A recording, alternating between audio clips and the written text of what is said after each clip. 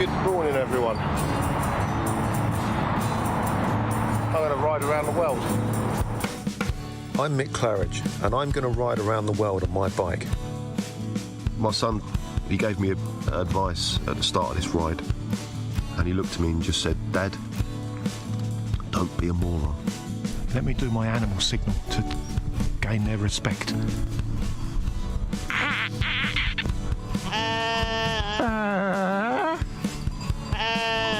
How's it going, Sally? Yeah, I'm alright, Mick. How's it going? Worse than that bit in Lord of the Rings where they go into the top and the spider's in the tunnel. I'm just hoping there's a spider at the top of this one to kill me. Freezing.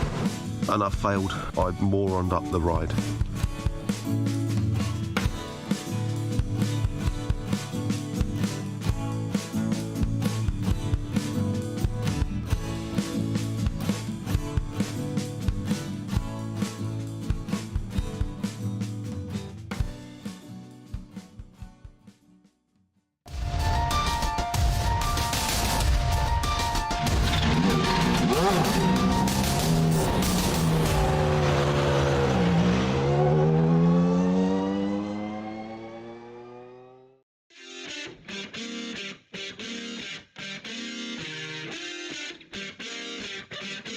Despite leading the championship, Arsenault has only managed 2 podiums, and neither of those finishes were wins.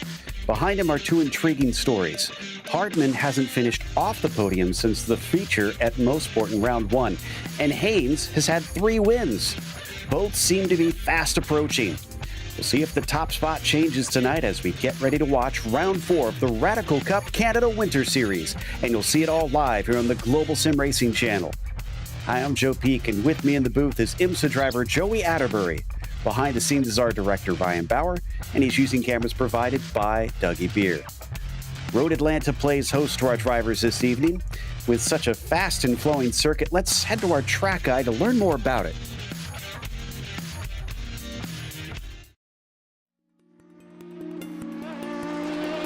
Welcome to Road Atlanta, the scene of incredible sports car racing for decades and the home to the Petit Le Mans.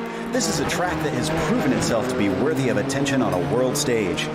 With it being situated only an hour northeast of Atlanta, Georgia, the circuit is in a prime location. But despite its flagship race, in contrast to the real Le Mans, the full course is a measly 2.5 miles long. The club layouts also clock in at just under 2 miles. Packed within this small lap length is a series of technical and challenging corners, some of which can be race-ending even when small mistakes are made. Turn 1 is a fast sweeper which compresses the car into the track, but the high speeds mean that when you go off, you typically go off in a big way. Turn 3 is notorious for its curved entry into a blind apex. Too far inside and you face a cut course penalty. Too far outside and you're likely to spin out. Then there's the unassuming Turn 5. The wide curving lures you into getting greedy, but the close walls on either side gobble up cars and spit them out as a crumpled heap. With all the tricky fast turns, that's not to say that there aren't passing opportunities. The main one comes at the chicane at the bottom of the backstretch. The huge downhill drop into the turn makes outbraking yourself quite easy though, so be careful. The whole thing wraps up with the frightening final corner. With nothing but a giant wall right to the outside as cars fly through at high speed, it's not often that wrecks are small. Boasting a wide swath of series over its history, everything from NASCAR to Indy Lights and of course IMSA, the main use of the track is SCCA events and driving schools. No wonder this place is popular both in real life and here on the iRacing service. Fans will no doubt get to enjoy many more years of action at this incredible track.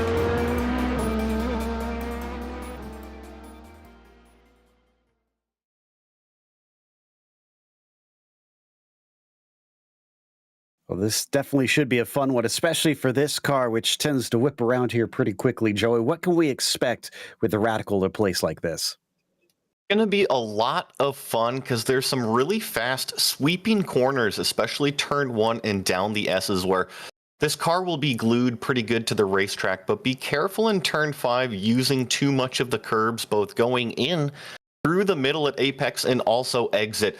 Can really throw the cars off and for a ride. And always crucial getting out of the exit of turn 7. We're going to see cars struggle to put the power down all day there, and then Also, the classic turn 10A, 10B at the end of the final straightaway. In the rounds past, we've seen a lot of these cars with lockup issues and rear brake bias, and I wouldn't be surprised if a couple drivers overstep the limit on the brakes there today. Yeah, I would not be shocked either, is there's a lot of spots around this track that tends to bite very quickly and kind of surprisingly. Now, the championship has been a bit surprising, and while we did mention that Arsenault is leading the way, he's actually not here tonight right now. So unless he shows up in the next couple minutes, he's likely actually going to be overtaken. But we could still see a couple of guys flounder, and there's technically 39 points on hand with the bonuses and everything. So someone could overtake him from, I believe it's about the top 8 or 9 drivers. But yeah, ninth place here, you can see about 38 points down. But we'll see who does well today or not. Interesting fight, actually, from 5th on down to 9th. As you can see, only 8 points separating Broomhead, Todd, Jasper, Ellis, and Reeve. And then it's not really that far back to Mark Boyd on top of it. So that could easily change around before the night is over. We'll see how it all shuffles out soon enough. We also have, of course, the race or the team's championship here, Joey. And how is that one? It looks like there's 3 main players, but shaping up between Evolve Sim Sports, who's on top right now, and Britannia iSports, only 2 points separating those teams. And then you see Top Gun Racing there in the 3rd place. But I think it's Arsenault that's the big player there in the Top Gun Racing. So we'll have to see how they fare today. Then it falls a little bit further back, Atomic Racing and the Britannia iSports Diesel there in the top 5. And it actually is really close from 5th through 10th place. So we'll just have to see how all of the players shape up today at Road Atlanta. Yep. And for the races today, with this being the 4th round, remember, we have 2 each. There's a 15-minute sprint, and then there is a 30-minute feature that they will be running. They don't have a spare car in either of them either. So if you wreck it, you're basically forced to come into pit lane and try to get what repairs you can and hope that you can get out in time to finish the race. They have a drive-through penalty at 20 incidents and a disqualification at 30. That's a lot of incidents for the sprint, but for the feature, they could run afoul of it. Granted, there's not really any places with paved runoff, at least that are meant to be taken around this track. So we're not going to see a lot of drivers pushing those limits too hard, or else they'll probably wind up with that damage that could end the race. Now, this is the official virtual counterpart to the real-life M-Zone Radical Cup Canada. And if you're a racer looking to get into one of these thrilling machines for a test day, a race weekend, or purchase a car and join the series, contact Rob Burgess of Radical Canada at robert@radicalcanada.ca to get started. And I got to say, I wish I had the time and the funds to actually to get into one of these and really join them in real life, because this does look like a ton of fun. As we look at Daniel Salmon here along the front stretch, trying to see if he can get higher than 15th position. He's got about a quarter of a second to catch Mark Boyd next up on the list.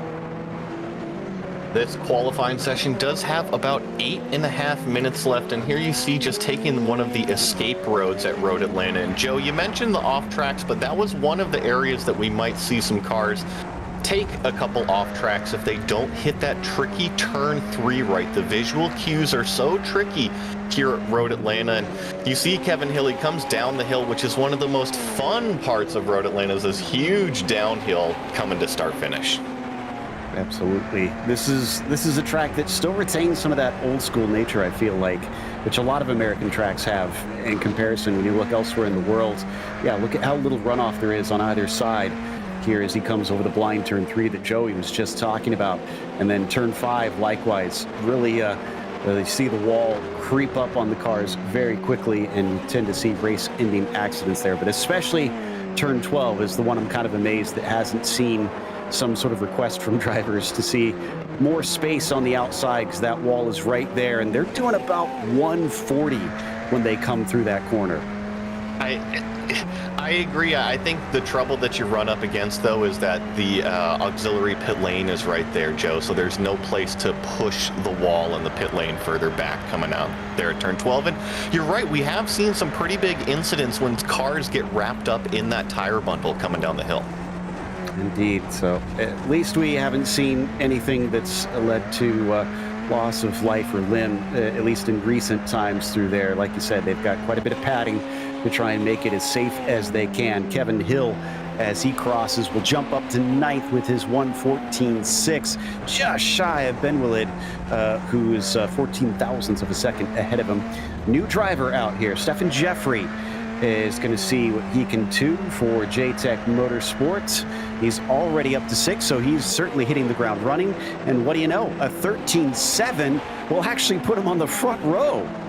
Up to position number 2 provisionally right now, and I think that he had a little bit of draft. You see a couple cars in front of him as he's just trying to make his way through. He just put down a hot lap, no worries. And here's Andrew Hardman. This is coming up to turn 7. So crucial to be able to put the power down on this corner exit right here, as it leads to the longest straightaway on the track. I appreciate him putting his name right where we can see it on board to help us out in case we don't have the graphics up. Yeah, so how important is the slipstream going to be here today, Joey? Do these cars punch a big enough hole that we're going to see easy passes, or is it still going to be kind of tough to get it done by the time they hit this chicane? I think that these cars with the open cockpit, they produce a pretty big slipstream effect. So Road Atlanta has a very, very large back straightaway. I would expect it to come into play and provide passing opportunities potentially even before they get to turn 10A. And James Carter back with us once again with his onboard cam. He's still down in 23rd now, actually. Guillaume Huard just overtook him on time, and that lap didn't count for James. So he'll carry on. Oh, but he's way out wide. That's not going to be a fast lap with him completely missing the apex into turn 1. I'm watching these cars to keep talking about this slipstream. Here we are with Michael Broomhead. These cars are doing about 170 miles an hour by themselves down the straightaway. Now, Michael's not quite close enough, but he's getting a little bit of a sniff of it, and I saw 172 miles an hour. These cars are hauling the mail. Yeah, they are fast machines. And it comes down through the final corner and onto the front stretch. A 1:14.5, that's an improvement for Broomhead. He'll jump up to 8th now. Seems like drivers are still finding plenty of time despite 20 minutes worth of time to lap around this place in qualifying. And remember, they're doing about 1:14s, 1:15s for most of them. So that's a lot of laps that they can put in, a lot of chances to improve. And you would think it'd be diminishing returns by the end, but we're seeing still a fair bit of shuffling. Yeah, I think it depends on how much fuel each competitor is running and how each competitor approaches the session. Some racers are comfortable going out minimum fuel, just lay down one lap, come in, repeat, and do it again. Some drivers, they like to put a little bit more fuel in, go out there, get in the rhythm. Sometimes it takes 2 or 3 laps for a driver to feel right out there, have everything up to temperature, and then you got the light fuel load and start laying down some heaters. Zach Buchanan in 7th. Looks like he's just about hovering around his best lap time. Don't think he's, nobody's in front of him here to be able to give a tow. He's got Hardman a little ways up the road, but he's too far ahead. So I doubt he's going to be feeling much of the effects, if any. Let's see how he nails this final chicane. This is going to be so important to the lap time. Little correction into there, but he manages it nicely. Ooh, big correction off the corner. That's not going to help. I've been talking about turn 7 and putting the power down, but looks like turn 10B coming out of the chicane. Also, we're going to have to keep an eye there with the competitors and squeezing that gas pedal maybe a little bit too soon. Another driver that's new and obviously very quick.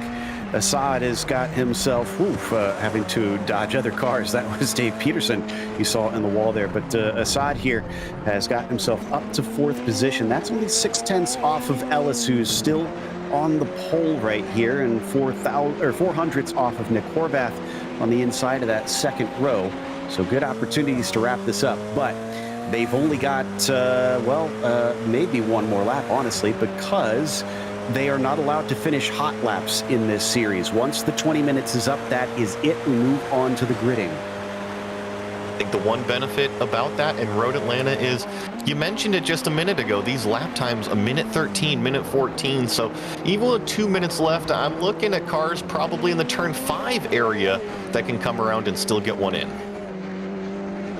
Karambev did not improve that time. So what about Yang as he crosses the start-finish line? That's a 14.9. That'll push him up to 12th. So that's at least a little bit of improvement. And yeah, he's got just enough for one more. What about Kevin Hill? We were watching him a little bit earlier. This time down and through. Nope, that's not going to be any faster than his 14.6. So his last opportunity.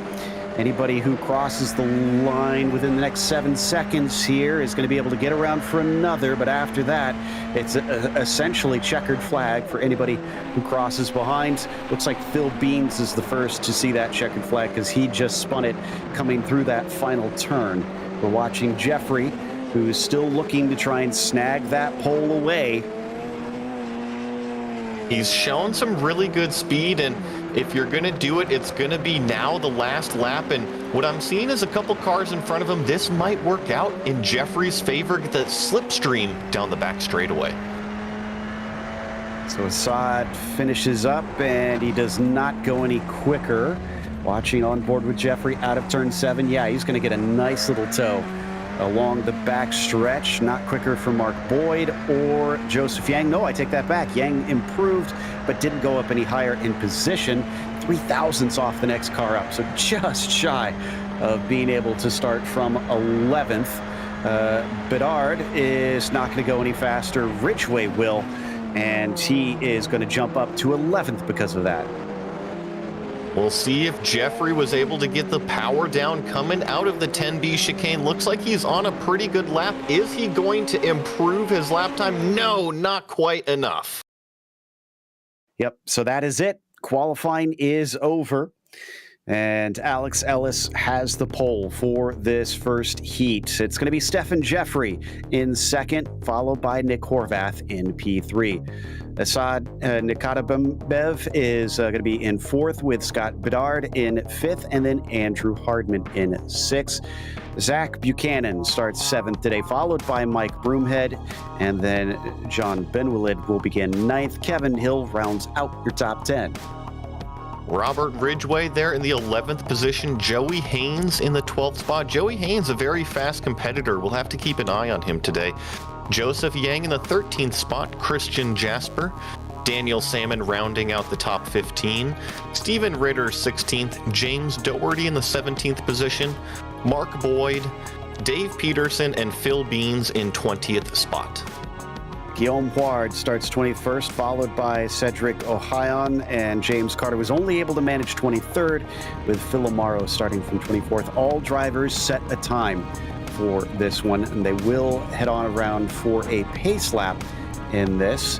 It's pretty good temperatures on the track, 84 degrees Fahrenheit. It is, though, in the morning time. It's 10 a.m. virtual standard time here at Atlanta in iRacing right now. So sun's only going to continue to get higher, which means we could see those temperatures rise slightly. I'm noticing that we're racing here in June as well. So even more to that point, Joe, I think they are going to continue to rise. We're hearing that Bedard might have some technical issues going on with his rig. So he's giving everybody a heads up. Let's hope that he can see to the end of the races, because it sounds like it's affecting how his car is shifting, and that is not going to be fun at a track that requires you to probably be in the right gear for some of the more committed corners.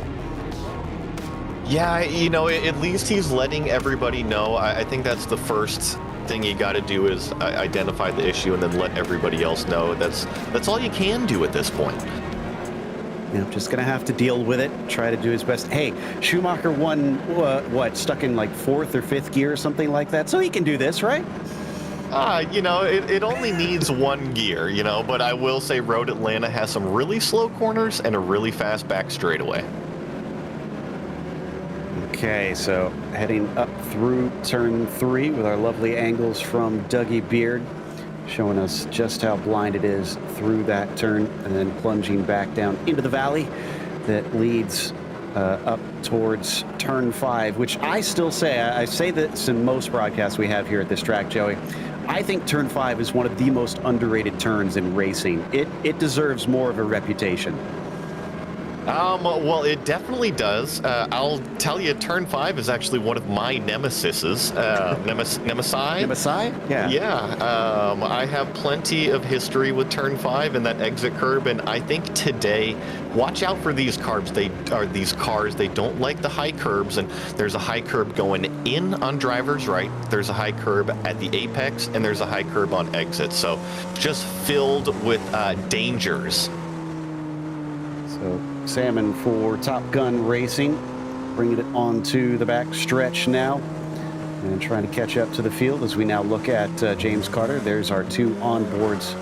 It'll give us their perspective here today. Poor James, he's been bringing us his camera, but he's been crashing out kind of early some of the time. So hopefully, crossing fingers, he's out there for a little longer. We'll be able to check in with him more frequently throughout the event itself. Already, everybody is lined up and raring to go, ready to take off. Thankfully, it is a rolling start, because this is one of those tracks where it's a bit strange with the start-finish line right before a corner. You kind of don't want to have to try and steer the car as you get the throttle down. So everybody waiting for the Porsche pace car to duck in. Ellis will be given control. He's given it plenty of space, honestly, and waits patiently for Barney to give the signal. He's now on his own out there, and green flag is out. Ellis looks pretty solid on the throttles. Jeffrey is going to slot right in behind him, and it looks like Assad is going to be able to get 3rd place away, maybe even 2nd, as he sends it in deep at the first corner. And that was a brave move right at the beginning of his first race with this series. A couple cars squeeze up the inside of turn 1. Nobody looks to be off the track right now, and we come down the S's for the first time into this treacherous turn 5. Dave Peterson looks like he had a problem before he got to turn 3. He was off into the barrier, but he's gotten it going once again. Ellis still leads Assad, with Jeffrey now down into 3rd. Horvath still in 4th position. A couple drivers poking their nose for 6, but they really got to watch out for 7. Who's going to set up a pass? And remember, these tires are still pretty cold. Everybody warming up their equipment, and now it's one big draft train going down the back straightaway for the first time. Who can be close enough to capitalize on the tow? Nikadambev has impressed very early in this race, as well as in the qualifying, weaving back and forth, but deciding not to make the pass. The other newcomer, Stefan Jeffrey, getting a great launch coming off of the chicane and down the front stretch. He's going to get him right back, but I don't think it's completely done. Looks like Assad's going to get the slipstream down the front stretch. Immediate defense from Stefan on him. It's really tough to, they get so close in turn 1. But I was going to say, it's really tough to make a pass in turn 1. There's not a huge braking zone, so you really have to capitalize on another car's mistake. Certainly, and here you can see Nikadambev still watching. He's still in 3rd, still a net gain from where he kicked it off, and whoa, those curbs look a little scary in these cars. They're pretty low slung. I would think that you can abuse them, as you did mention. There's a few tall ones kind of scattered throughout.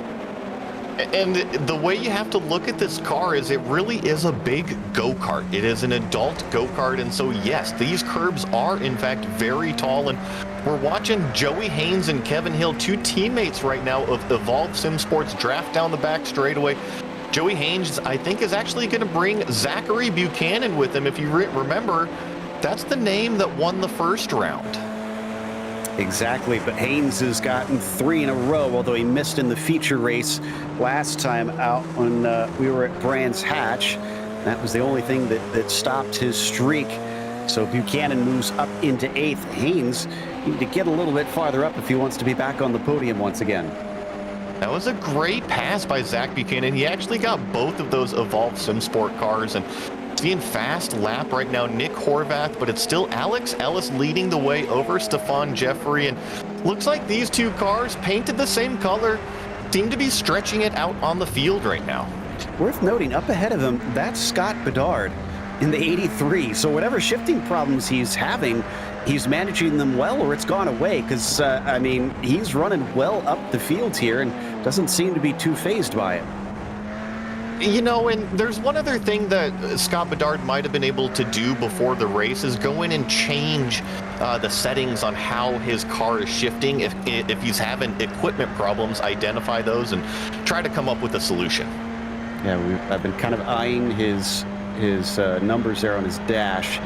Here, and we jumped away. I was going to say, when he shifted down before, it seemed to get down there without much problem. So he comes out of the chicane as we've jumped a little bit ahead here. Back to Jeffrey chasing Ellis. The two teammates look like they have taken off and checked out. It's already 1.3 seconds back to Assad. Is a little bit of a fight back there. I saw, I think that was Hardman who's kind of popping his nose out, taking a look. Alex Ellis is no stranger to the front of this field. He's set fast laps, he's won races, and I think if Stefan Jeffrey is smart right now, these two should just work together, stay tucked in nose to tail, and fight it out for the last lap. Yeah, I agree. I think at this point, there's no reason, since there's not going to be any caution flags, why fight each other? Just keep on pulling out this gap ahead of the 23 and the 382. Actually, there's quite a bit of a train there back from third on down.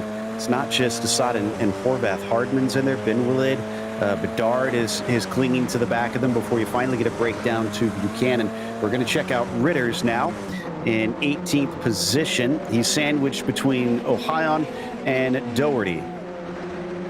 Pacing Ohion down the back straightaway, getting chased by Doherty, and only about a half second separating each of these three competitors, but you see the power of the slipstream. Ritters is really able to close on Cedric in front of him, and look at that, 174 miles an hour going into turn 10A before he has to get on the brakes. Whoa, who's that? Somebody's off course. Mark Boyd, and the number 12 has suddenly gone backwards into the gravel out of the chicane as we come back to our top two. Not sure what caused that. Let's see. It looks like we got a replay. Did he just overshoot the first apex and the rear spun around, or did he? Doesn't look like he got some help. There's nobody near him. Now, in rounds past, oh, he's already sliding. I would just call that maybe a little bit too much entry speed, and started a big lazy slide and wasn't able to correct it. No, he's unfortunately been sent to towards the back of the field, but he is back on track at least. And once again, Jeffrey and Ellis playing it very cool here, just not fighting one another all that much. It's up to 2.4 seconds over Nikatambev. And despite having quite a bit of a toe, he's not been showing his nose on the leader, at least up to this point. It is a sprint race, though, so if they are going to fight, we'll find out very soon. Yeah, that's a great point. We didn't mention it too much, but this is the 15-minute race. Only 8.5 minutes remaining for everybody out on track, and it's kind of a little teaser. And one of the cool things that we'll get into later is also the grid swap that they do going into the feature, which produces even more racing. And let's not forget, fastest lap is available both in this one and the feature race. So worth trying to take that one away. Right now, I believe it does belong to Ellis. Yes, from what I can see, it is Ellis's fastest lap on the board right now. Up and over the hill, Assad just leading Horvath, Hardman, Ben Willid all in a row. And up into turn 6, pretty big climb here, and then over the crest into 7 and on to the back stretch. It looks like Bedard's got a very good run on Ben Willid. I think he's got a good shot at this. He's close enough, and the slipstream has been more powerful than what I thought it was going to be, and I think you're going to see Bedard just pull out here, driver's left. He's already going to be side by side with Ben Willid. As long as he's confident on the brakes, he should be able to make this pass. He's down to the inside, and he is through. There was an attempt from Horvath on Assad as well. That didn't go off, though, so he stays behind in 4th position. We're going to hop on board, and here we go. Another big run, defensive move from Nikatambev down into the first corner, and could see an over-under because of that. No, he fends it off beautifully, and Nick does not have an answer. This is such a momentum portion. Oh no, it looks like Ben Willett just had problems behind. He went off in turn 3, drivers left, but you're right, Nick Horvath is going to continue hounding down Assad, but this is that momentum section of the racetrack. You just kind of have to bide your time and check out this replay of what happened here to Ben Willett. I feel like I've done this so many times in just about every car here at Road Atlanta. Just catch the grass, or no, it looks like it got loose on braking. And I think it was a combination of that, Joe. Maybe not the grass, but the curb is right there, which can also upset the car. Big hit into the wall, but he did get it on the circuit. However, it looks like it's kind of limping around, so I don't think it's at 100%. Jeffrey still staying right behind his teammates, coming down to, I believe, about 7 laps to go here. Ooh, another move from Horvath. Again, it does not work down to the chicane, and it makes him vulnerable, because here comes Hardman, who's got the inside for the final turn, but is a little too timid. He backs out of it, loses his momentum, and Bedard says, thank you very much, I'll take another one. It's that mistake, that run out of turn 12. But look at this. Hardman's going to try to over-under again, but Bedard has the track position enough to claim that position.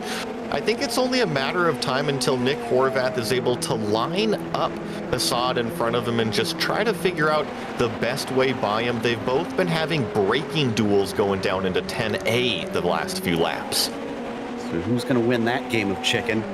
Tell you what, that Scott's been making some really savvy moves out there. His passes have been well-timed and just set up beautifully, where he doesn't have to work all that hard for them. Let's see if he's got another trick up his sleeve here as he exits out of the turn 7 right-hander onto the back stretch.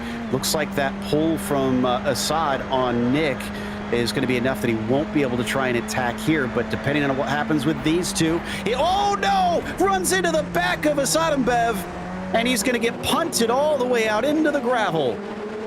I can't say that I didn't see that one coming, but it still is on between Horvath, Bedard, Harmon, and now Buchanan has joined this battle. Going to get a little bit of a replay here soon, but this is looking good. Bedard's now going to take a look down into turn 1 on the inside of Horvath. He's going to claim the 3rd position. Ooh, had to get his elbows out for that one, but it did get him on the podium. As you said, he goes a little bit wide, and we might have a fight back side by side through the S's is tricky. Horvath knows it. He decides to lift. This is a great battle for what is the final podium spot in this sprint race. And Joe, we're only looking at about 4 minutes left, a handful of laps. Yeah, this is about to get pretty spicy if it hasn't already. Now, I heard you saying in the background that you felt like Assad was moving around a little bit. Talk to us through this. And now these two have been moving around on braking duels quite a bit. You see Assad go full driver's left here to snake around, try to block the draft, and then Horvath's going to take a look down the inside. And I think in the braking zone, that's 100% on Horvath. You can't put the blame on Assad in the braking zone, but what led up to that is why Horvath was frustrated. And Horvath just cut the chicane. He outbraked himself on his own, so maybe he's just got the wrong brake marker down through there. There was the onboard view of that initial incident, but just recently he's had to fall to 8th because he cut through the grass there. So it looks like a potential podium, and now he's barely scraping into the top 10. And here's where he outbraked himself. Maybe he was trying to take it in deep to keep those attacking him behind. He's been flirting with that limit the last handful of laps when he was battling, and now he got out front just a little bit too much in that one. But what this has done for Scott Bedard is he's about 0.8 of a second ahead of Hardman, because everybody else has been squabbling amongst themselves. So we're watching from Buchanan in 5th. He's more focused on trying to attack on that blue number 3, which this seems like it's going to be a great chance, because he's once again got that toe as we weave back and forth gently along the backstretch with its slight curves leading you down into the braking, the downhill braking of the chicane. And yeah, he's going to have that one. Buchanan now slots into 4th. Really good sprint race for Zachary Buchanan. Started 7th, up 3 positions, currently in the 4th spot, and can see Scott Bedard in front of him. But I'm looking at the time left. I think we'll probably only have 2 more laps. I think our biggest mover right now, Joe, is actually Joey Haynes, who has caught Andrew Hardman for that 5th spot. So Joey Haynes indeed is up to 6th. That's a gain of 6 positions. I talked about Hardman hasn't been off the podium since the feature at Mossport. But Hardman right now has just been sent back to 5th by Buchanan. So I think this might be where that streak ends. That would have been, 4 straight races that he had been spraying the champagne. It'll be interesting to see. We're riding on board here with the 2nd place runner following Alex Ellis. And now that we're getting down closer to the end of the race, are these 2 teammates going to take the gloves off? Yeah, let's stick with this, because if you're Jeffrey, I wonder if maybe he's just been kind of timing himself, seeing what the slipstream can do, and is going for a last lap pass. It'll have to be a bit of a wait before we find out if that's the case, unless he's really eager here. He's right on top of his teammate, though. And I'm not sure if they took the white flag that time. It was right on top. And oh no, there's the first mistake out of Stephen Jeffrey. And you see Alex Ellis just scoot away a little bit of a slide up over the turn 3 hill. And apologies, these guys are not teammates within this series, as evidenced by their different teams, but the similar paint schemes made me think that they were. So that really hurt Jeffrey, as he might be a little too far back at 9/10 of a second. But his only hope at this stage is that Phil Beans, who is a lap down ahead of them, could cause a bit of a distraction maybe for Ellis, but it relies ultimately on a mistake out of the 5. Yeah, you see here Phil Beans looking back outwards to the leader, and I think if Alex Ellis is smart, he's going to take it easy here, maybe just lift off a little bit and guarantee that this will be the checkered flag for him. Yeah, this is going to be close. Oh, and Beans has a spin in front of them too and hits the wall, but that is going to be checkered flag for the sprint as Alex Ellis takes the win. Jeffrey follows him home, and Bedard is, in fact, going to get that 3rd place. What a run from him. Buchanan 4th, Hardman has to settle for a top 5. The rest of them cycling across the line quite quickly. Only Beans was lapped. Everybody else stayed on the lead lap. We also had an issue with Guillaume Hard that we saw early in the race. As somebody off. Mark Boyd just went off. Not sure how this happened. I see him around here in the turn 10A, 10B chicane, and I think he just got a little bit wide coming out of 10B, as well as there was another car around Steven Ritter's he was in avoidance of. Okay, yeah. Oh, and when he took evasive action, it sent him onto the grass. He spins around. That's a bit of a shame. Could have picked up a position there, but he did the right thing, made sure that he didn't run into him. So our result sees Alex Ellis on the pole, or on the in the lead there, with Stephen Jeffrey finishing in P2. Scott Bedard was 3rd today, as Zach Buchanan was P4, and then Andrew Hardman was in 5th. Joey Haynes P6 today, followed by Kevin Hill in 7th and Robert Ridgway 8th. Michael Broomhead took a 9th, and then starting on pole for the feature is going to be Nick Horvath. Yeah, and then in the 11th spot, so these are the race results here, and they're going to be the starting grid for your next feature. Joseph Yang there in 11th, Christian Jasper 12th, Daniel Salmon, Assad Nick, I'm sorry, I can't do that one yet, Joe. John Benwillid there in 15th, James Doherty 16th, 17th, Stephen Ritters, Dave Peterson, Cedric O'Hyan, and Mark Boyd in 20th. 21st went to Amaro, James Carter 22nd, Phil Beans 23rd, and Huard 24th, 3 laps down, unfortunately. I honestly don't know if I'm saying Assad's last name correctly. Apologies if I am botching it, but try my best here. And looks like they will be gridding up now as the checkered flag comes out in the warm-up. They were only given a minute between this. They want to get them right back out on the track and get them going. So what you just saw is all the same except for the top 10. in the feature here. They will reverse those top 10, and Horvath will be on the pole. Broomhead will start from second, as Ridgway will be P3. Kevin Hill will start fourth. Joey Haynes will start fifth, and Hardman, the outside of that third row, in sixth. Then it's Zach Buchanan seventh, Bedard starting eighth, Jeffrey in ninth, and Ellis with his win will start from 10th. Everything else will be the same as what you saw in that finishing order from before. Let's see if the temperatures have changed at all since that first race. Oh, we have had a bit of a raise here, Joey. It's not dramatic, but it does appear to be going up. And the reason why that's mentioned is because if with the increase in temperature, these cars have less and less grip, that means the drivers can overstep the limit even easier. Yeah, and we saw some definite spins in there with drivers overshooting things, and it's a longer race. So we've talked about this in previous races that 30 minutes isn't a huge stint, but they'll probably want to manage it and not abuse them too hard at the start. Absolutely, and if I remember correctly, they will have to come in for some fuel at some point during the race, so we'll have to keep an eye on the pit stop cycles. Yep, you're right. They will need a stop for fuel. They can take tires, but we doubt that many will want to, as it will cost them more time. Yeah, I'm seeing Scott Bedard mentioning even in the sim chat, saying track is roasting compared to practice. That's not something we'd even taken into consideration.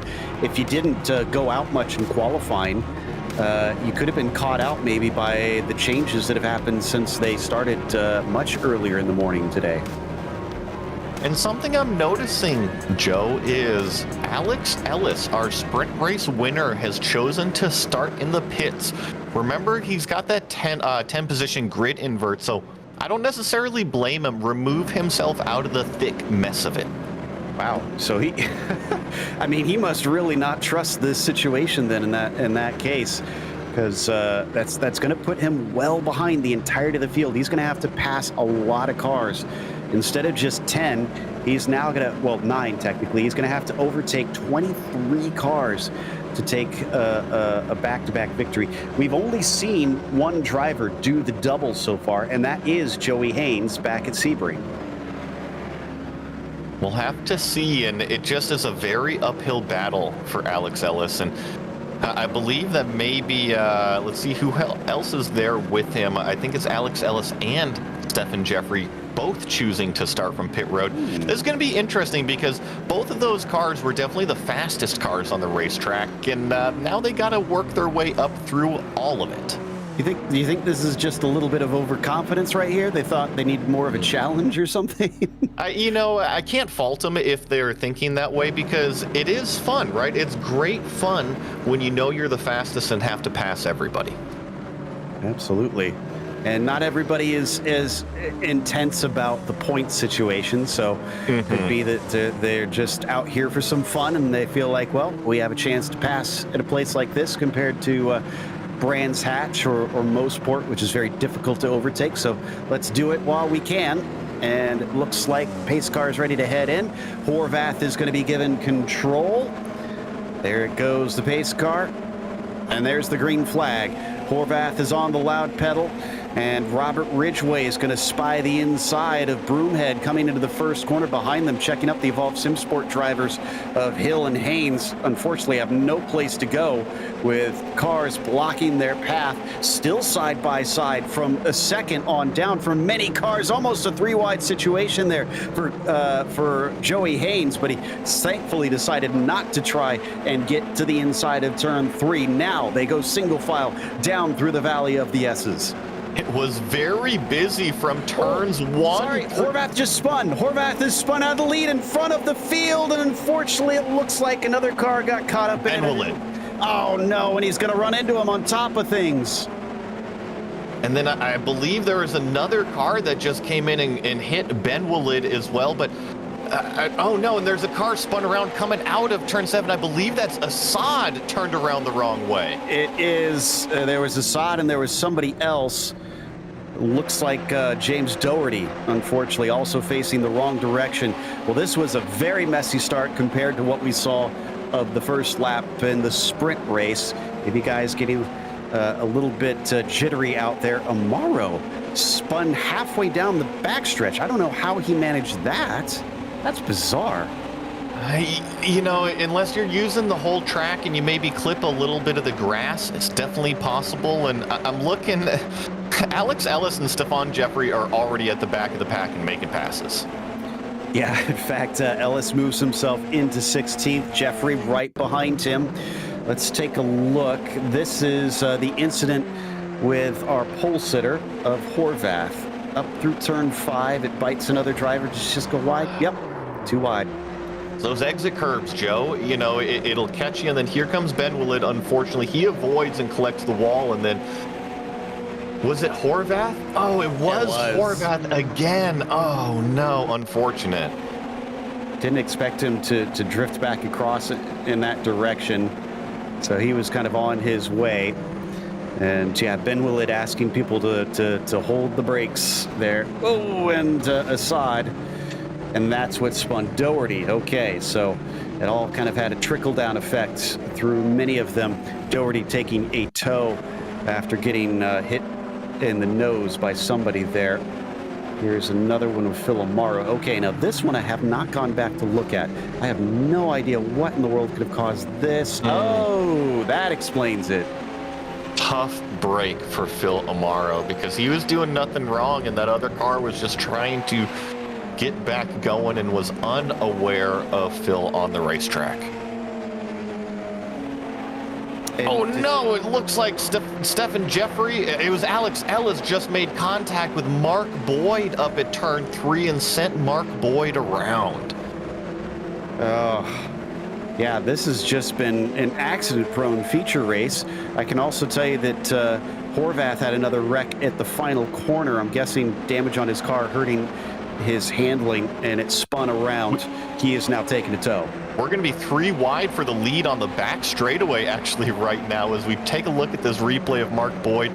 Joey Haynes is getting his elbows out as he's drafting Michael Broomhead as well as Robert Ridgway. It's going to be a braking duel down into turn A. Looks like Broomhead's going to hang on to the lead for now, but here comes Ridgway trying to poke his nose in there. Oh, Broomhead really wants this win, but Ridgway and Haynes really hassling him. Haynes wants to get his 4th victory of the season, and he's going to slot into second just ahead of Robbie down past the start-finish line. Still 25 minutes, 26 really, left on the clock. There is so much of this race left to go, including the pit stop, so everything could easily change around. Well, Joe, I've got my eye on Joey Haynes as we're right on board with Daniel Salmon here. He's in the 7th spot coming down the S's. The reason why I say I got my eye on Joey Haynes is because he was pretty quiet in the sprint, but he was in a good position to start off this feature, and he's capitalized on that track position, and he knows how to win these races. Yeah, Haynes coming out with a 6th place finish. Not the best of qualifying days for him today, and really making up for it in both races, even if he maybe didn't finish as high as he wanted in that sprint. Like you said, just kind of making do with what he has. Lemonade out there for him today. Coming down into the braking of the chicane, Haynes versus Broomhead is still going to stay in Broomhead's hands. Oh, he must have gotten actually back by him because, oh no, this is the lap car. This is for the lead. That's Ben Willett in front of him. Oh no, and he gets into the back of him. There goes Broomhead off the course, and Ben Willett back into the racing line. It looks like everybody else was able to keep from wrecking, but Kevin Hill had a right scare having to go 4 wheels into the grass at about 150 miles an hour. Take a look at this replay here, and you know, this is a tough one because Ben Willett gets off of the throttle in turn 12, and I'm pretty sure it's flat out in these cars down through turn 12, so I don't think Broomhead was expecting the deceleration out of the car in front of him and just ran straight up the back. No, absolutely. I think that is the case. Oh no, Scott Bedard just has exited out. He had another incident at turn 5. Wow, there's just been so much happening in this race as we come back live down the backstretch. The fight between Hardman and Ridgway.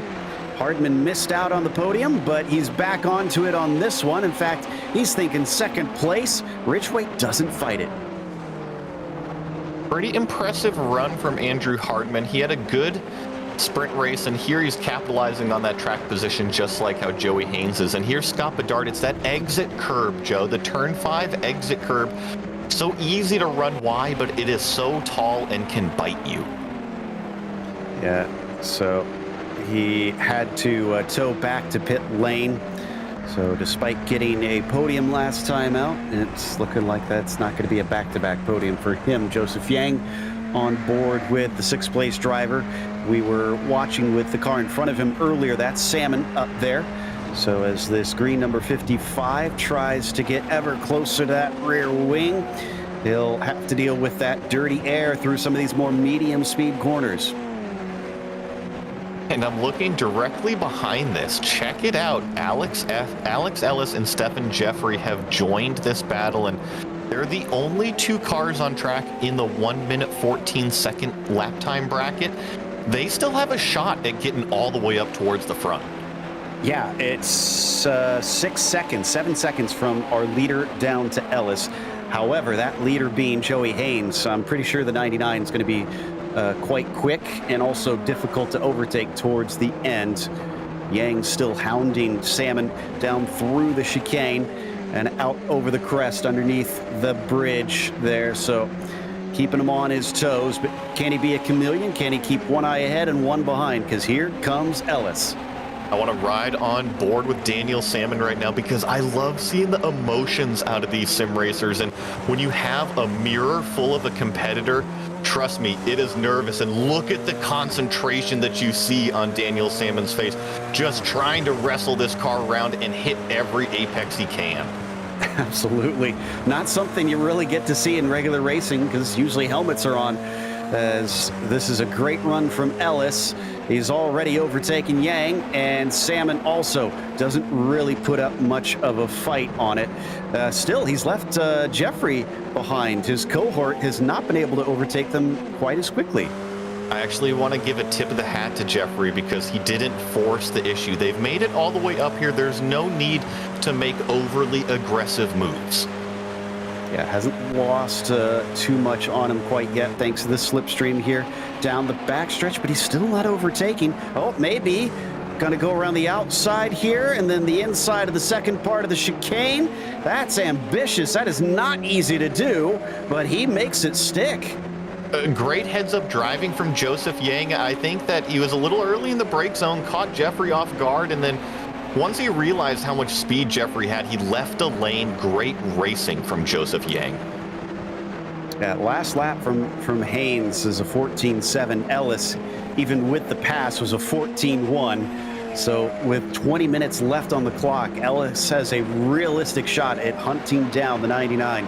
He's all the way up to 5th at this stage. Now having to overtake on Salmon. Jeffrey with his pass on Yang is sizing up that 659. Oh, he gets a little close here into turn 6. He's going to have to back it up to be able to get a launch onto the backstretch.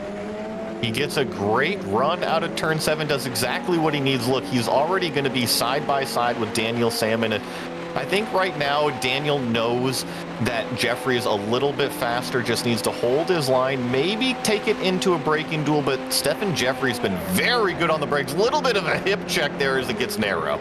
So it's hard to tell exactly where the other car is in sim racing, but they get away with it, and he is now up into 6th. He lost about 2 seconds to Ellis and his more circumspect overtaking over his rivals.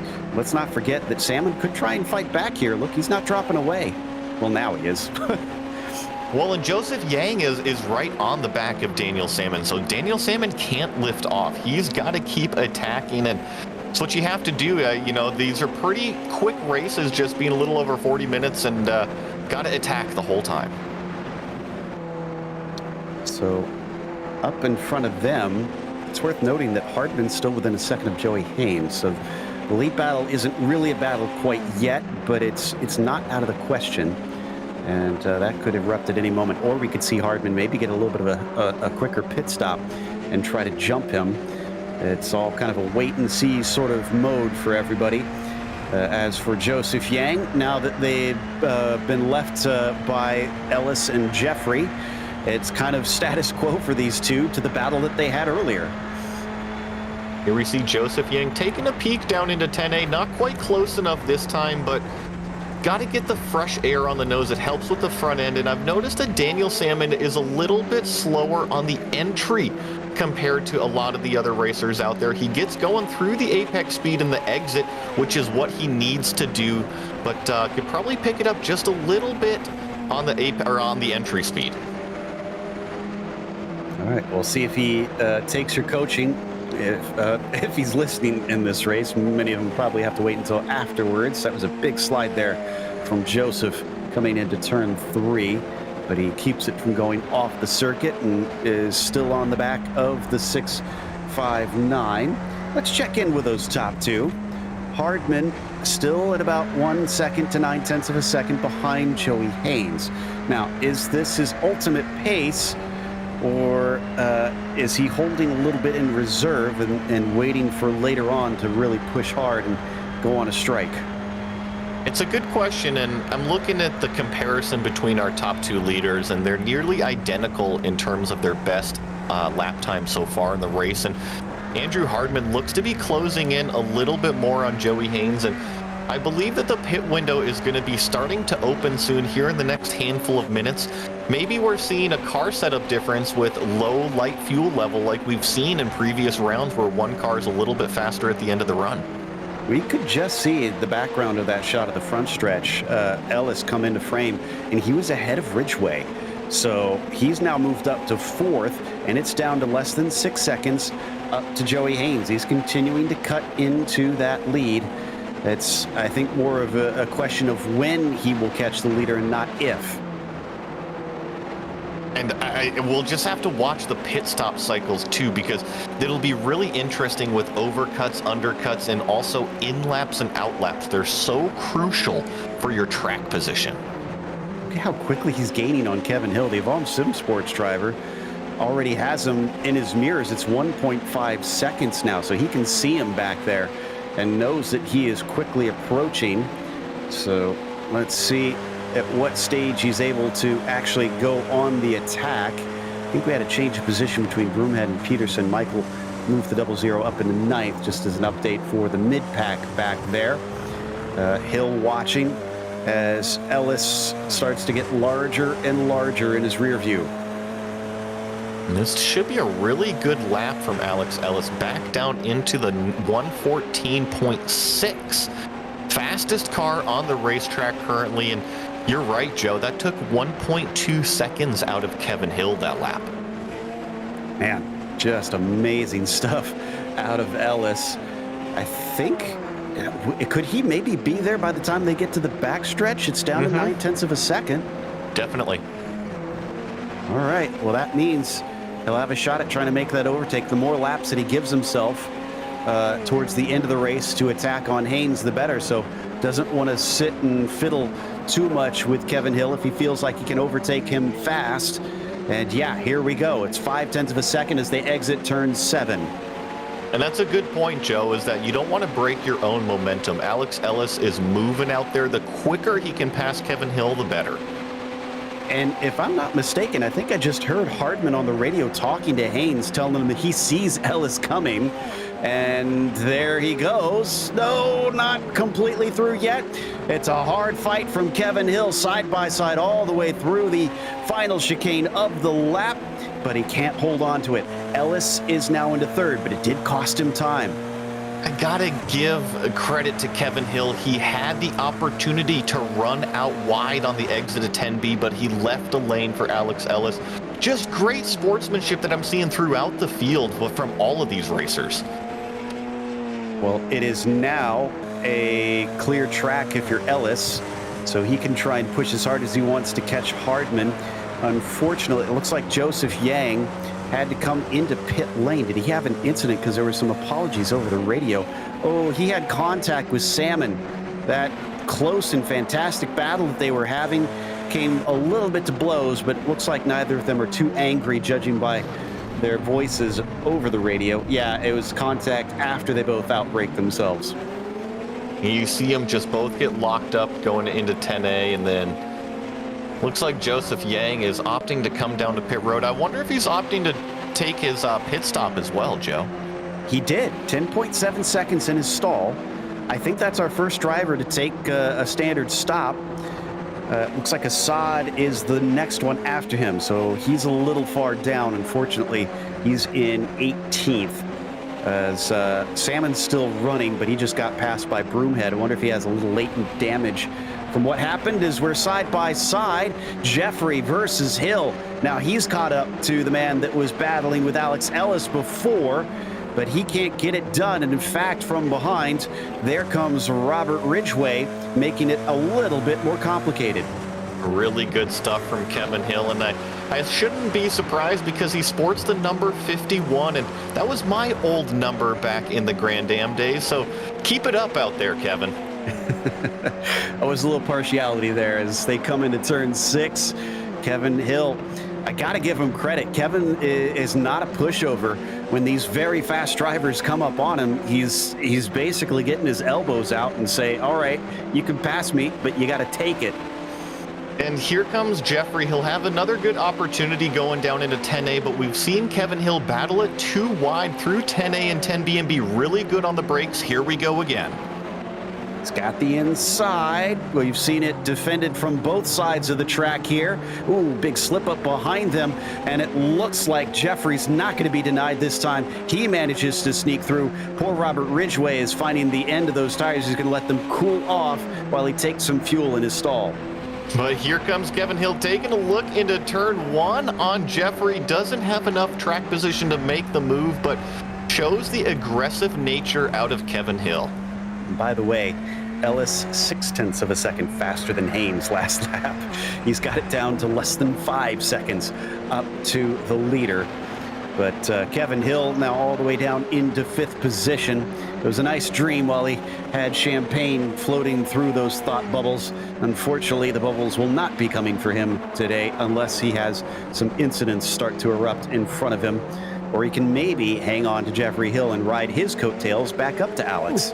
You see Jeffrey, Jeffrey had some problems putting the throttle down coming out of turn 7, and here you see Kevin Hill battle it right on back. He's going to drive right on by him down the straightaway.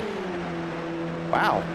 Jeffrey's been not at his A game here in this feature race, at least comparatively to Alex Ellis. It's still been fantastic here from the 249, but I think he could have been higher up the order till now. He had to get out of the throttle big time, and it's a good thing he moved to the side because Hill is pitting in. Yeah, and I think I see one other car in front of Kevin Hill. Assad is also pitting in again. I think he's already been in, maybe has some damage, but the Hardman, I believe, is on pit road as well. Yes, you are right. And Joey Haynes. Phil Beans also has a black flag for what it's worth, so he's going to have to come in and serve that. Yeah, it looks like Hardman pitting. Haynes, very long pit stop. Uh-oh. Did he must have sped into pit lane. I'm going to double check that because this is extremely long, and that smacks of him. Oh, no, he forgot to uncheck tires, he says over the radio. Oh, that is a horrible way to lose out on a potential win unless he has something amazing.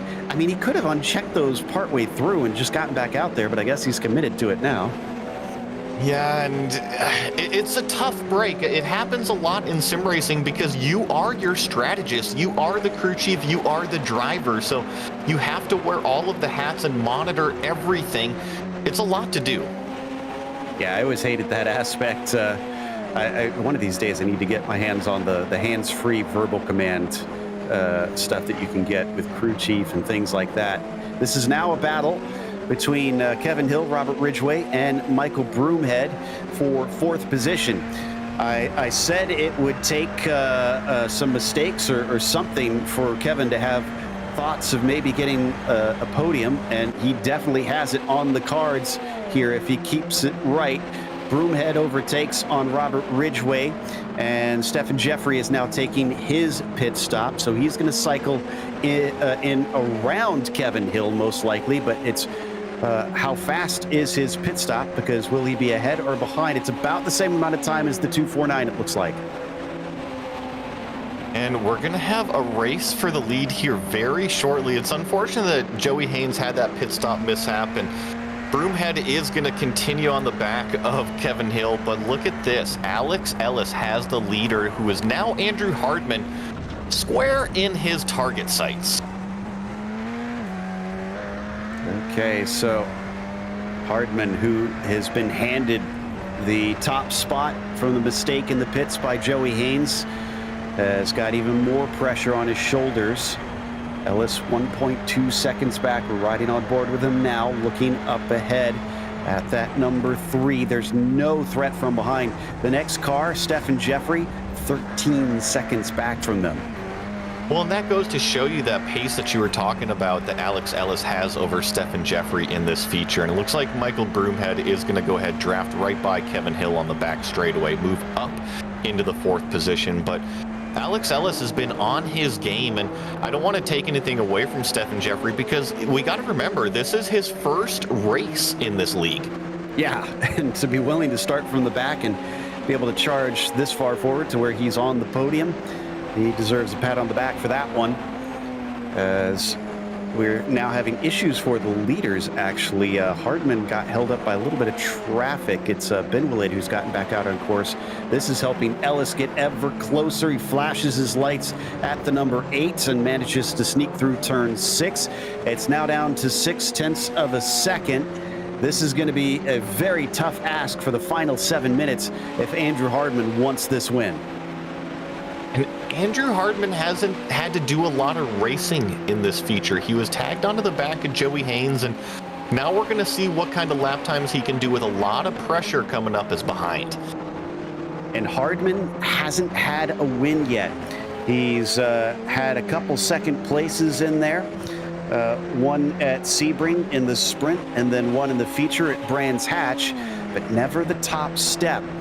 So can he finally manage to keep that top spot, or will he slip back into P2 with Alex Ellis looking just frighteningly fast out there today? 6.5 minutes left, and it's down to 0.3 of a second now. Ellis, with his immense speed, doesn't seem to be trying to abuse it too much, and has kind of bided his time now that he has caught up to that 3 car. I tell you what, Alex Ellis just looks confident. He's using more racetrack than our leader everywhere. He's able to climb curves with more confidence than Hardman. And look at this, coming out of turn 7, is able to get the power down very nicely. This is going to be his opportunity in the toe to make the pass. And this is what I was thinking he was waiting for. Just making sure to set himself up for the backstretch, have it nice and easy as he pops out to the right-hand side of Andrew Hardman. And unless Hardman is very deep on the brakes, he is going to be disappointed to find himself back in that familiar silver position. Yeah, but we got a lapped car here in front of us. It's going to be on line. Looks like he will let the 2 leaders go by, but we saw what happened earlier. Yeah, indeed. Things can go awry very quickly. That was actually James Carter, who is still running and well, I'm showing him still on the lead lap. That's interesting. Even though he got overtaken by the leaders. How is that possible? That doesn't seem right. Did he just... The leaders just went by him, didn't they? Yes, correct. How is he still on the lead lap? I don't get this. Yeah, I'm not sure on that one. That's a great point, Joe. But I'm seeing James Carter on lap 19, and our leaders are on lap 20. My timing and scoring is not showing him a lap down, which is what I can't figure out here. Okay, I've something's broken on my timing and scoring here. So yeah, he is officially a lap down, but something's not showing right on mine. So James still doing what he's got to do. Actually been having a great race here in the feature. He's up 7 positions and has just been kind of putting them down. Meanwhile, back to Broomhead versus Kevin Hill. This has been a bit of a back and forth. Yeah, and this has been a really good battle, like you said, Joe, and it hasn't just been 1 lap. It's been probably 5 or 6 laps, and Kevin Hill trying to look for an opportunity, gets really deep on the brakes, almost into the back of Broomhead. Got to be careful when you're in that toe because it carries a couple extra mile an hour into the brake zone. those who are fans of Joey Haynes, he's managed to get back up to 8th and might have a couple more positions. Well, he just got one because that was Joseph Yang exiting stage left. Well, he just got 2 because Robert Ridgway also just kind of pulled over and let him by. But here comes Buchanan taking a look on Haynes. So far from over in terms of Joey Haynes' race. Up to 6th. Let's see, we got a replay here. This must be for Yang. How did he do this? Oh, it just got loose over the crest. Does it?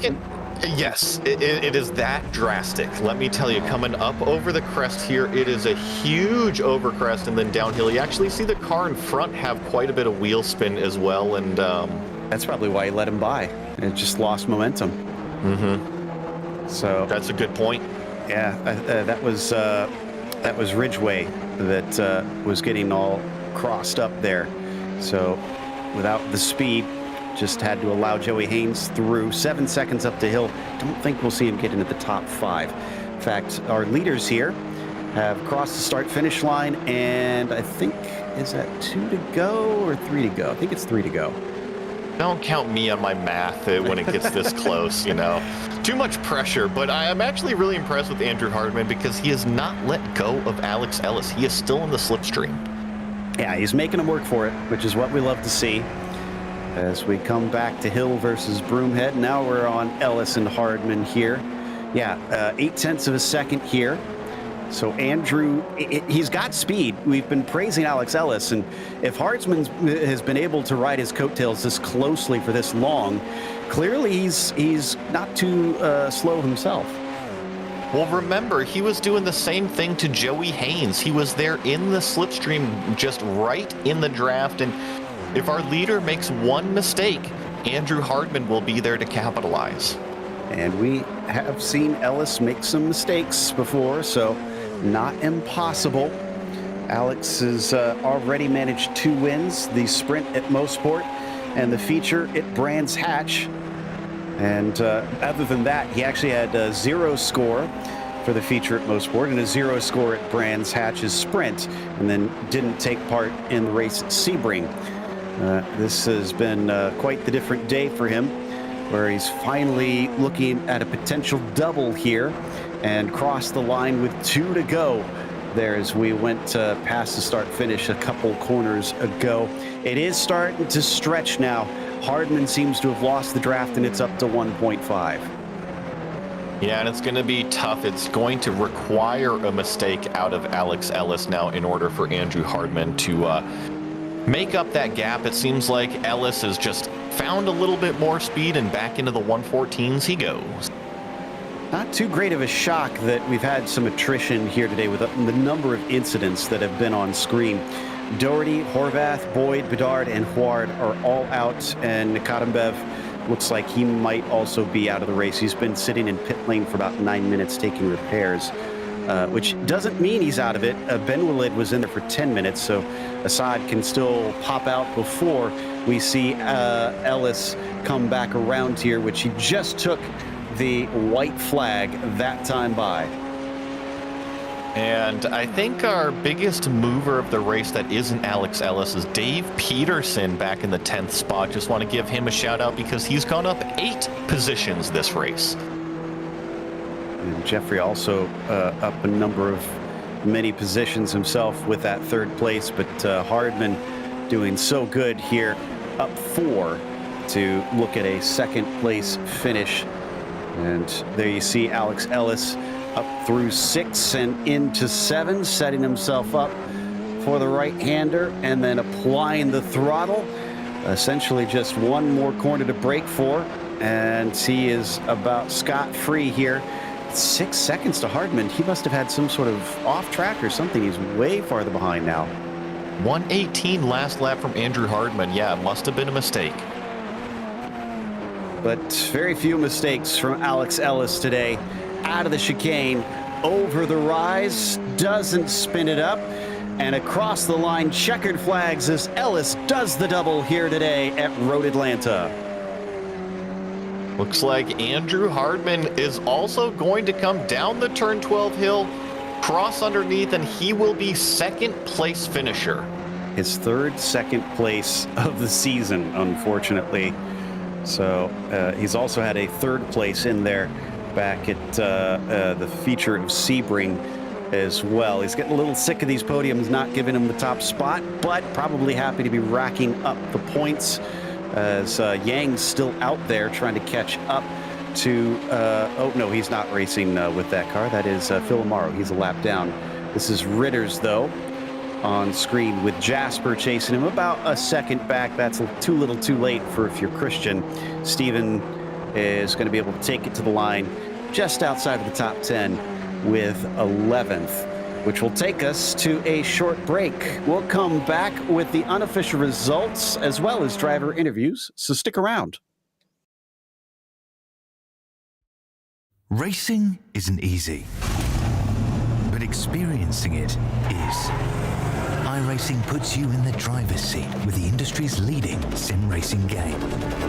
Drive on laser scan replicas of the greatest racing circuits from around the world.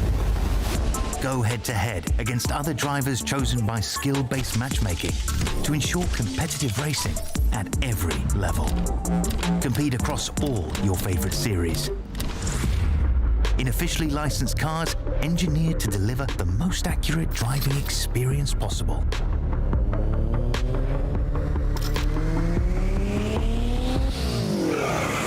Join a race or host your own with players from across the globe. Race against the computer or in a league with friends. Feel the thrill behind the wheel.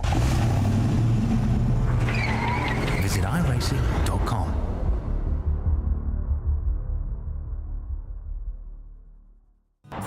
Good morning, everyone. I'm going to ride around the world. I'm Mick Claridge, and I'm going to ride around the world on my bike. My son, he gave me advice at the start of this ride, and he looked at me and just said, "Dad, don't be a moron." Let me do my animal signal to gain their respect.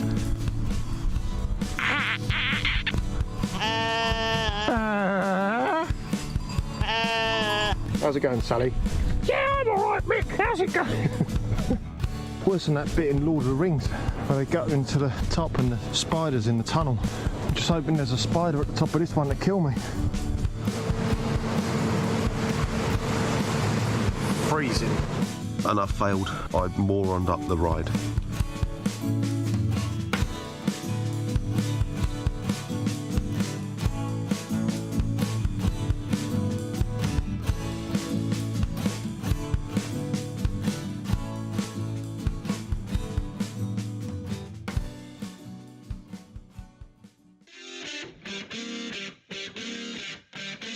Welcome back to Road Atlanta. This round 4 of the Radicals Winter Canada's the Radical Cup Canada Winter Series sees Alex Ellis do the double.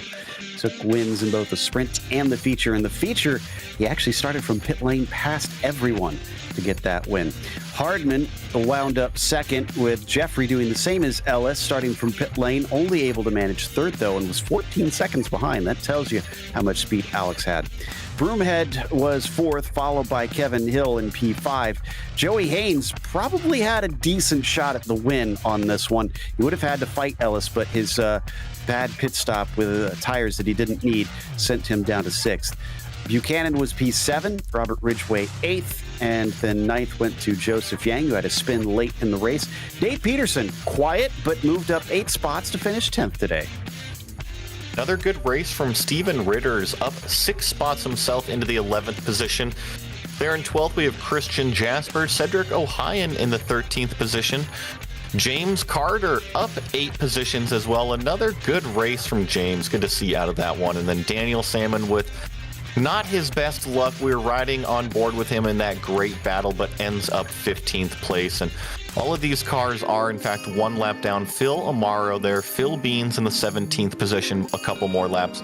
Assad Mikadambev there in the 18th position. John Benwalid and Guillaume Hard, multiple laps down.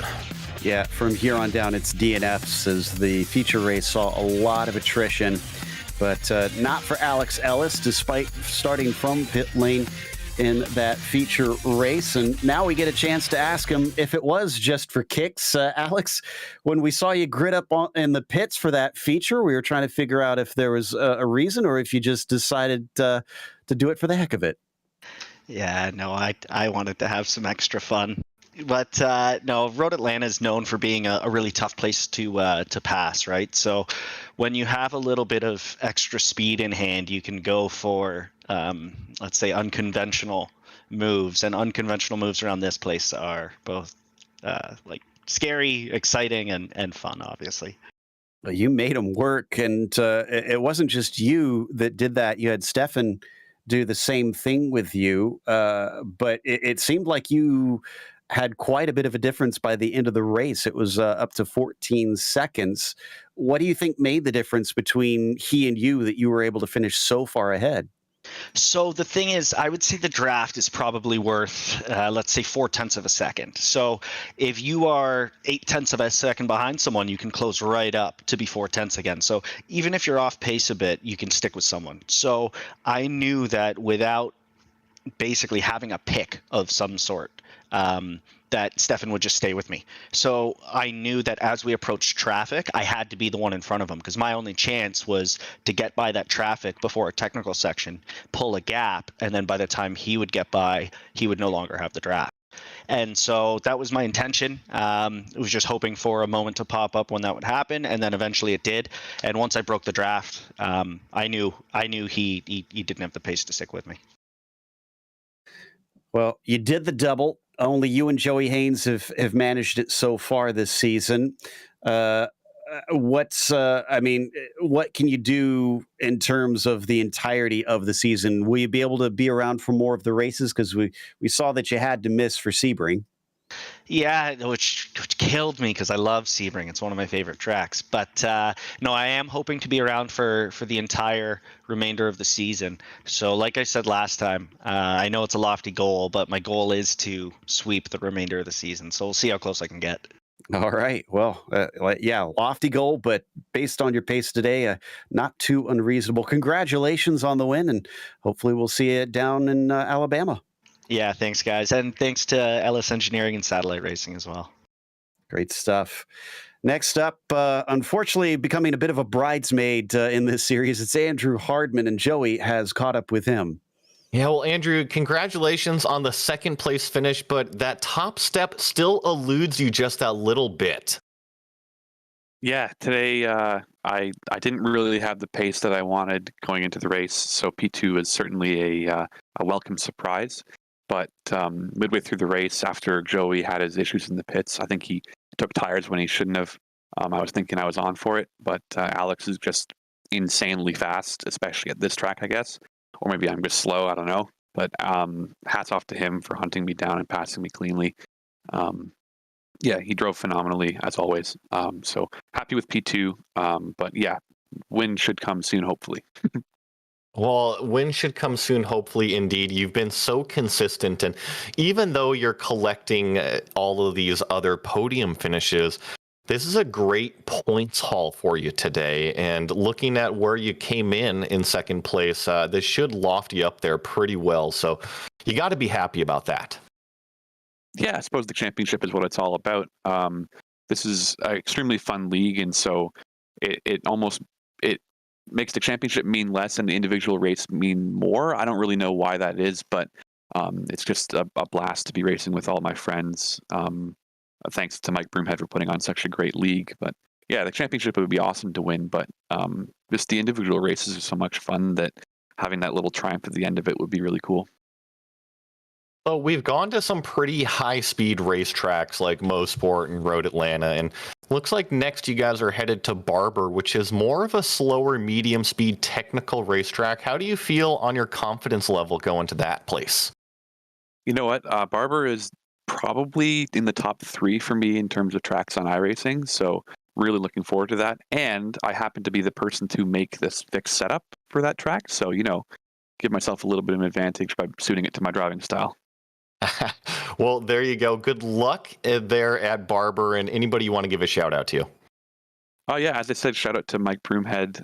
He's our team leader and a guy who's putting on this league. So He's done an amazing job so far and had some tough luck this race. So I want to say thanks to him, my family, of course, for supporting me, my girlfriend, for allowing me to do so much sim racing, and also my cat feeding me company while I drive. Thanks. That was Andrew Hardman, your second place finisher.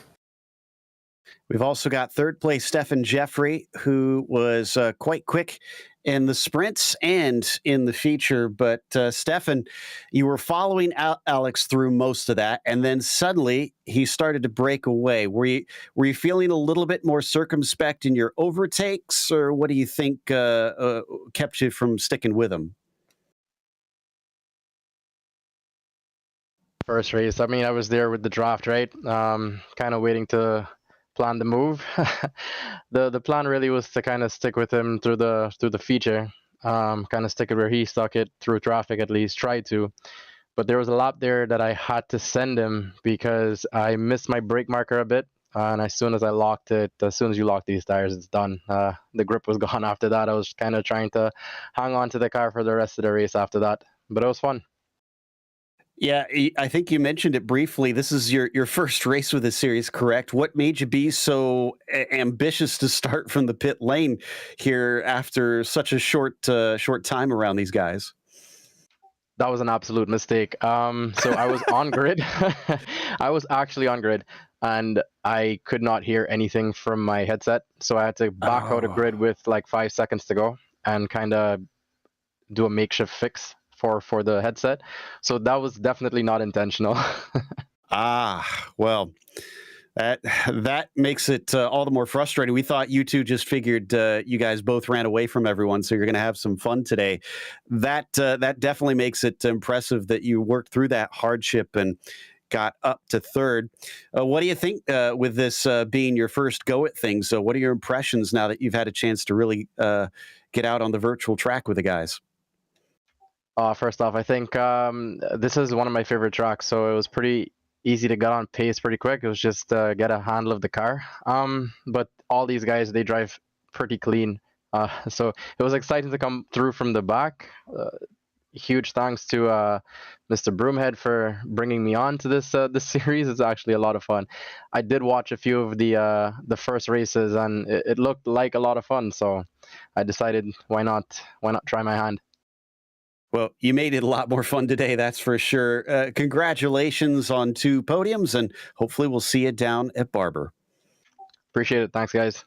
Stefan Jeffrey there, newcomer finishing P2 and P3. One last interview. I do believe that Joey has caught up with Daniel Salmon.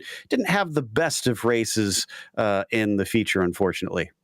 No, I'm standing by here with Daniel, and you were off to a pretty good start, had some good battles with Joseph Yang, but unfortunately you and him got off track there in turns 10A.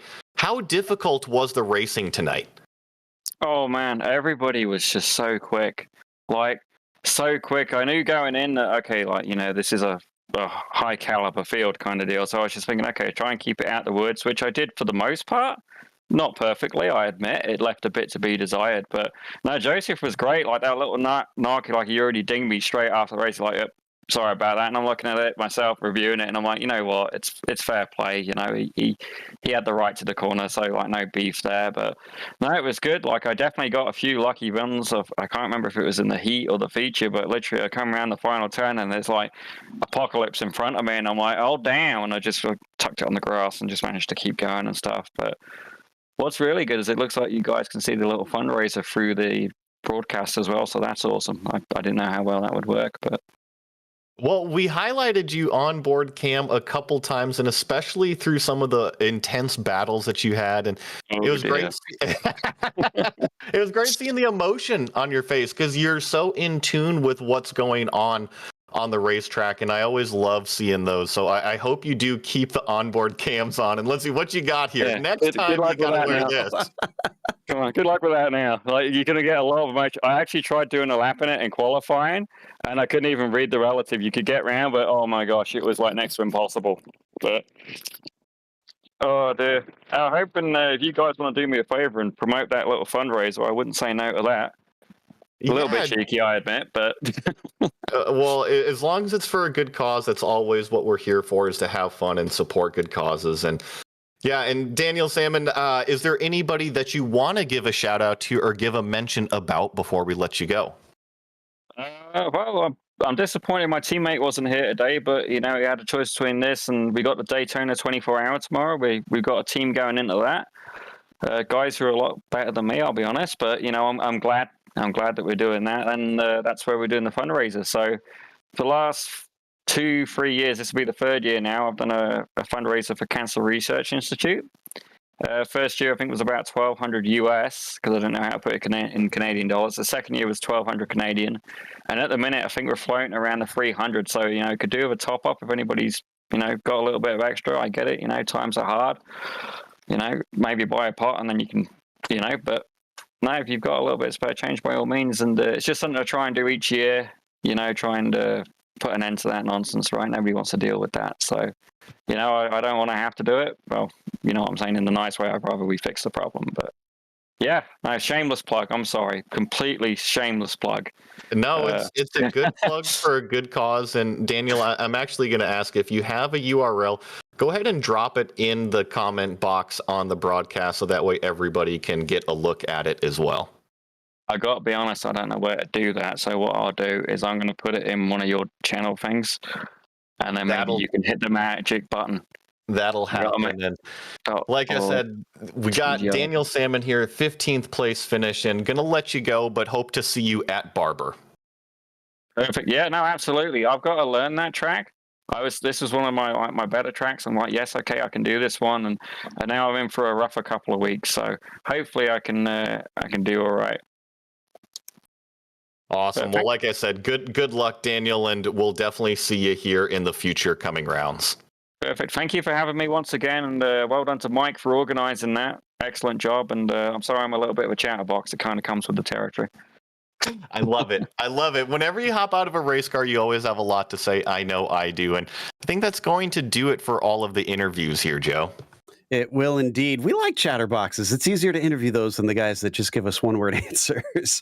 We want to thank, of course, all the members here of the Radical Cup Canada Winter Series for bringing us on for this season of coverage. And thanks to the team today, Joey, Ryan, and Dougie. Make sure to check out our social media, our website, and merchandise store listed on the screen. And don't forget to subscribe to our YouTube channel so you don't miss a moment here on GSRC. As we mentioned, the next race at Barber Motorsports Park will be Friday, February 3rd at 9 p.m. Eastern. Be sure to check out our other broadcasts listed here as well. But until next time, race clean, race hard. We'll see you on the track.